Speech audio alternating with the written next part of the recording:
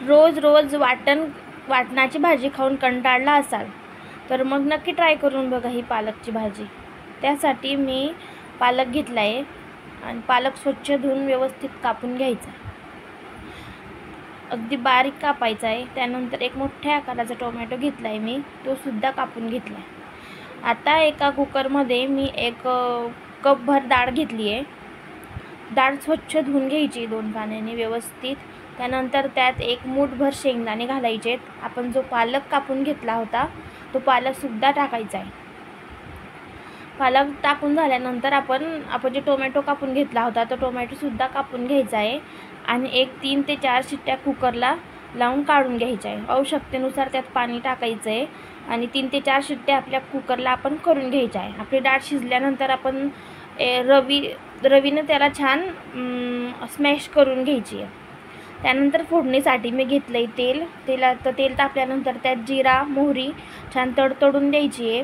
त्यानंतर ज्या तडक्यासाठीच्या मिरच्या असतात त्या मिरच्या त्यात टाकून घ्यायच्या आहे आणि त्यांना छान फुलवून घ्यायचं आहे। आता मिरच्या टाकून झाल्यानंतर मी 1 अख्खा मोठा गाठा लसणाचा घेतला होता आणि तो खूप बारीक असा कापून घेतला आहे आणि आपल्याला लसूण पण छान तळून द्यायचा आहे तेलात। आता लसूण छान तळला गेला आहे, त्यात थोडासा हिंग घालायचा आहे, नंतर थोडासा कढीपत्ता घालायचा आहे। त्यानंतर आपण जितकं तिखट खातो त्या हिशोबाने तुम्ही लाल चटणी पावडरसुद्धा टाकू शकता। त्यानंतर 1 चमचाभर मी धना पावडर घातली आहे, नंतर 1 पाव चमचा हळद घातली आहे आणि 1 छोटा चमचा गरम मसाला घालून घेतला आहे। आता कोरडे मसाले छान परतून द्यायचे आहेत। ही प्रोसेस खूप कमी गॅसवर करायची आहे जेणेकरून आपला मसाला करपणार नाही।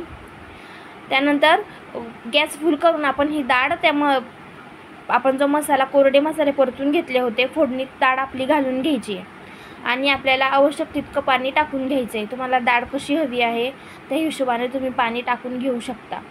त्यानंतर आपली डाळ छान हलवून घ्यायची आहे आणि आपल्या चॉईसनुसार मीठ टाकून घ्यायचं आहे। तुम्ही जशा चवीप्रमाणे त्यात मीठ घालून घ्यायचं आहे आणि छान अशी उकळी आणून घ्यायची। 5 मिनटं भाजीला छान उकळी आणून घ्यायची।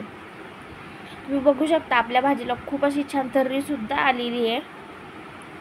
आता आपली भाजी आपण सर्व करून घेऊ।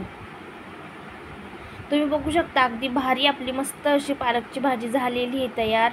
जर तुम्हाला रेसिपी आवडली असेल like share and subscribe. Thank you for watching.